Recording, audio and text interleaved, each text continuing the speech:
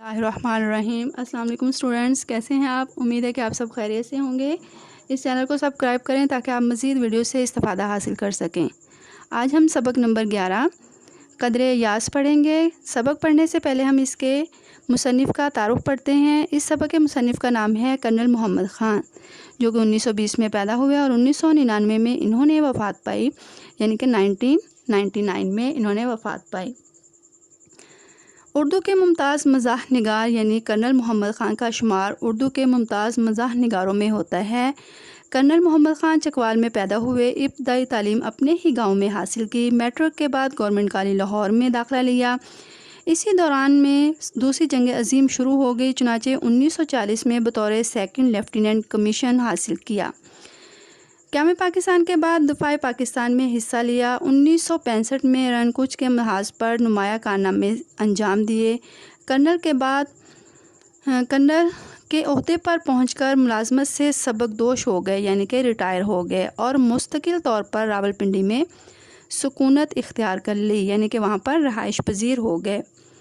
Colonel Muhammad Khan کا طرز تحریر سادہ اور دلچسپ ہے۔ ان کی تحریروں کا اصل حسن سادگی اور خلوص ہے۔ وہ بیتے ہوئے واقعات کو اس انداز میں بیان کرتے ہیں کہ ان میں چھپی ہوئی ظرافت یعنی کہ مذاق دل میں گھر کر جاتی ہے۔ مزاح کے ساتھ ساتھ وہ انسانی کمزوریوں، جھوٹ، تصنع اور بناوٹ کے رویوں پر طنز کرتے بھی نظر آتے ہیں۔ انہوں نے کئی موضوعات پر بڑے گراں قدر اور اہمیت کے حامل مزاحیہ مضامین لکھے۔ ان کے ہاں مزاح نگاری کا ایک سلجھا ہوا انداز نظر آتا ہے۔ سلجھا ہوا یعنی کہ صاف اور واضح انداز۔ یہی وجہ ہے کہ ان کی تحریروں میں پکھڑ پن یعنی کہ فحش مذاق یا سوکیانہ پن یعنی کہ بازاریوں کا سا رویہ کا گمان یعنی گمان معنی شک و شبہ تک نہیں ہوتا۔ سادگی، معنی افرینی یعنی کہ معنی پیدا کرنا، باوقار طنز و مزاح ان کی تحریروں کی نمایاں خوبیاں ہیں۔ ان کی تصانیف میں بیجنگ آمد، باسلامت روی اور بزم آرائیاں شامل ہیں۔ یہ تھا مصنف کا تعارف۔ اب ہم سبق کی طرف آتے ہیں۔ قدر ایاس۔ قدر ایاس کے معنی ہے ایاس جیسے وفادار نوکر کی قدر۔ اس سبق کے مقاصد ہے، اس سبق کے مقاصد یہ واضح کر رہے ہیں کہ کرنل محمد خان کے واقعات اسلوب مزاح سے ہمیں آگاہ کیا جا رہا ہے، اور دوسرا اس چیز سے آگاہی ہے کہ جو دیہات کے لوگ ہیں وہ سادہ اور پرخلوص ہوتے ہیں۔ تیسری اس کا جو مقاصد ہے جو واضح ہو رہا ہے وہ یہ ہے کہ انسان کی قدر و قیمت اس کے خلوص، محنت اور اصلیت پر منحصر ہے، نہ کہ نمود و نمائش پر۔ اس سبق کو سٹارٹ کرنے سے پہلے میں آپ کو بتاتے چلوں کہ اردو ادب میں مزاح کو خاص حیثیت حاصل ہے۔ ایک مزاح نگار اپنے قلم کے ذریعے سے معاشرے کے اصلاح کا بیڑا اٹھاتا ہے۔ وہ بات کو لطیف پرائی میں بیان کرتا ہے۔ پڑھنے والا تحریر کے لفظوں سے لطف اٹھاتا ہے، مگر اس میں ایک خاص مقصد چھپا ہوتا ہے۔ سنجیدہ ادب کے برعکس مزاحیہ ادب میں قاری کے لیے دلچسپی کے زیادہ مواقع ہوتے ہیں، لیکن سنجیدہ ادب کی طرح مزاحیہ ادب کا مقصد بھی معاشرے کی اصلاح کرنا ہوتا ہے، جو کہ ہمیں یہ چیز اس سبق سے واضح نظر آ رہی ہے۔ اب ہم اس سبق کا مختصر خلاصہ میں آپ کے سامنے بیان کر رہی ہوں، آپ کو اس سبق کی وضاحت کر رہی ہوں۔ تو اس سبق کی وضاحت ہے کہ کرنلوں کو رہائش کے لیے عمدہ بنگلے ملتے ہیں۔ مصنف کو رہائش کے لیے ویلسن روڈ یعنی راولپنڈی کی سڑک پر وسیع و عریض بنگلہ ملا۔ یہ 2 ایکڑ زمین پر واقع تھا۔ وسیع صحن میں اونچے سرو اور سفید کے پیڑ اور سرخ و سفید گلاب کے پودے تھے۔ مصنف نے اپنی حیثیت کے مطابق بنگلے کے لیے کچھ سیکنڈ ہینڈ سامان اور فرنیچر کباڑیے سے حاصل کیا تھا۔ بچے بھی اس مصنوعی خوشحالی سے خوش تھے۔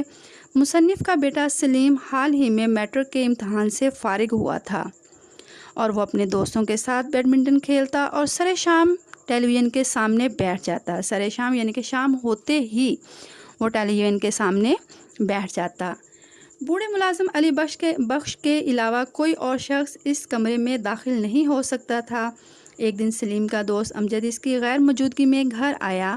باہر برآمدے میں آرام دہ کرسی پر بیٹھ کر سلیم کا کافی دیر انتظار کر کے باہر سے ہی چلا گیا۔ جب سلیم کو علم ہوا تو وہ علی بخش پر برس پڑا، یعنی کہ اس پر برہم ہوا، بہت زیادہ ناراض ہوا، اسے غصے ہوا کہ اس نے امجد صاحب کی ٹھیک طرح سے آؤبھگت نہیں کی، یعنی کہ اس کی خاطر تواضع نہیں کی۔ وہ سمجھے گا کہ ہمیں مہمان نوازی نہیں آتی اور ہم دیہاتی ہیں۔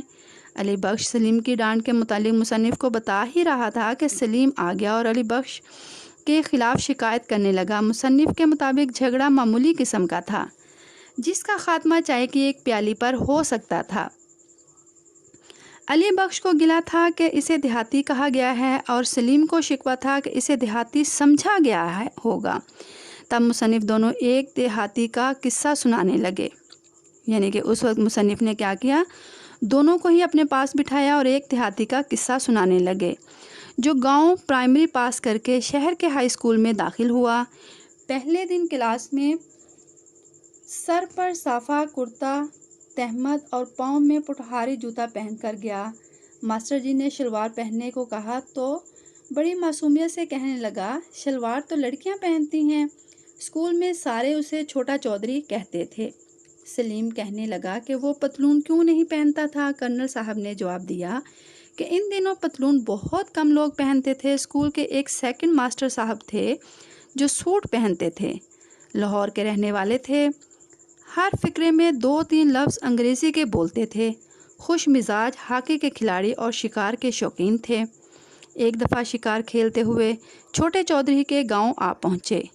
چھوٹے چودھری نے ان کی خاطر تواضع شروع کی، انہیں چوپال میں ٹھہرایا جس کے ایک سائڈ پر گھوڑی بندھی ہوئی تھی۔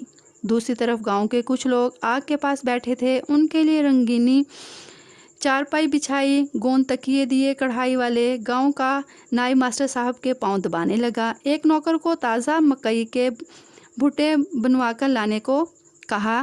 ماسٹر صاحب نے چائے کی خواہش ظاہر کی۔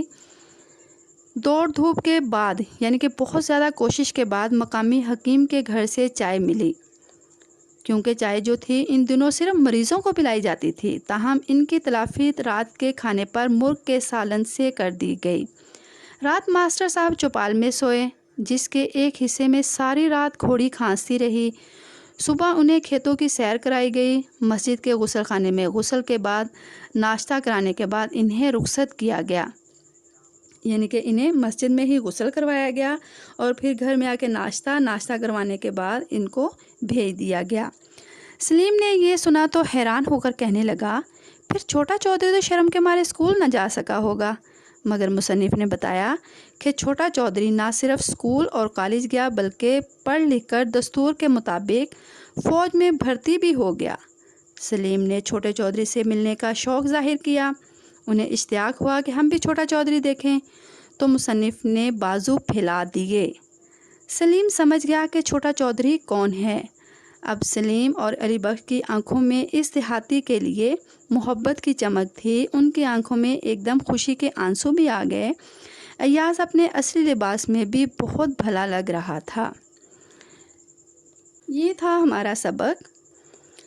اب ہم کیا ہے، اسی سبق کے ایک پیراگراف لیتے ہیں، یعنی اقتباس کی تشریح کرتے ہیں۔ اقتباس کے لیے پیراگراف لیتے ہیں۔ اقتباس کے پیراگراف کو اپنے کیسے لکھنا ہے، سب سے پہلے آپ لکھنا ہے اقتباس، پھر لکھنا ہے علی بخش کی داستان غم۔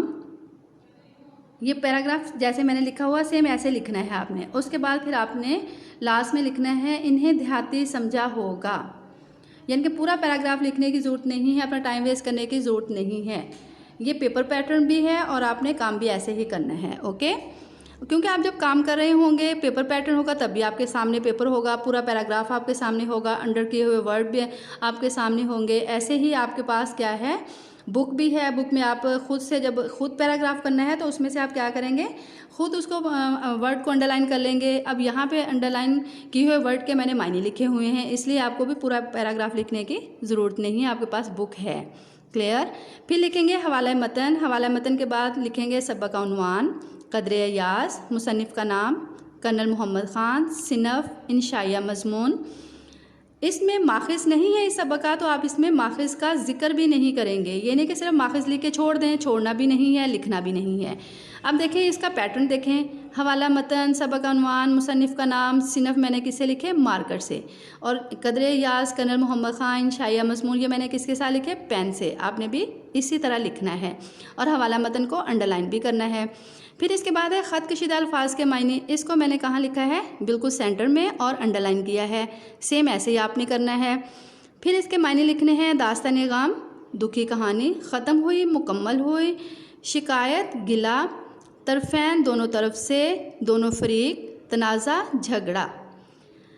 اب اس کے بعد کیا کریں گے؟ آپ تشریح کریں گے۔ تشریح کرنے کے لیے آپ کے لیے ضروری ہے کہ جو آپ نے اس میں مصنف کا تعارف لکھنا ہے، اس کا اور تشریح کے درمیان آپس میں ربط ہونا چاہیے، یعنی کہ دونوں الگ الگ پیراگراف نہیں، بلکہ کیا نظر آئے کہ یہ دونوں آپس میں لفظی ربط بھی ہے اور پیراگراف بھی الگ نہیں ہے۔ ہاں جی، پڑھتے ہیں اس کو۔ کرنل محمد خان کا شمار اردو کے ممتاز مزاح نگاروں میں ہوتا ہے۔ ان کا طرز تحریر سادہ اور دل کو لبھانے والا اور دلچسپ ہے۔